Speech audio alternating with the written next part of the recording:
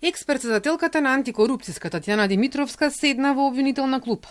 Обвинителството ќе докажува дека му оддала службена тајна на Небојша Стојановиќ обвинет во адитив, но и дека ревизорот Столевски во нејзино име го полагал тестот за сертификат државна тајна. Одбраната ќе го негира обвинението дека податоците што завршиле кај Стојановиќ не се службена тајна, туку јавно достапни. За делото компјутерски фалсификат пак тврдат дека тестот не е клучен елемент за таа да добие сертификат државна тајна, туку клучна е проценката на АНБ. За таа цел предложиле да сведочи представник на АНБ, но и од антикорупцијска. Очекувам за Татјана Димитровска ослободителна пресуда.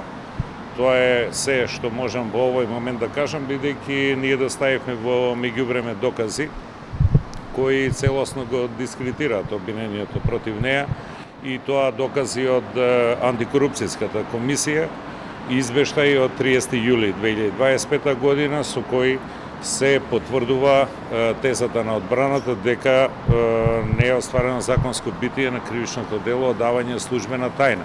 Одбраната има право на своја теорија на случај, но обвинителството располага со цврсти докази да докаже вината на обвинетите, велат обвинителите.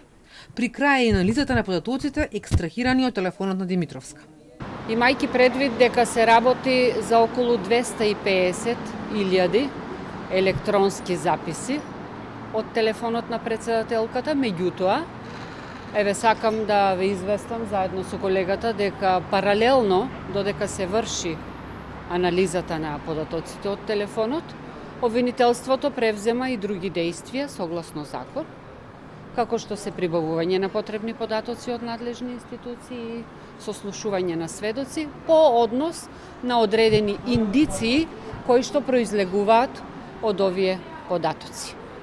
Покрај Димитровска, денеска на обвинителна клупа седна и ревизорот Миле Столевски, како и обвинетите Борче Најдов и Билјана Петровска-Мантева. Обвинителите бараа овој предмет да се спои со адитив. Адвокатите се противеа, а судиите одлучија постапката да се раздвои само за Борче Најдов. Еден од адвокатите ја спореши надлежноста на одделот за организиран криминал. Судиите не прифатија, но за ова прашање ќе треба да се произнесе и апелација.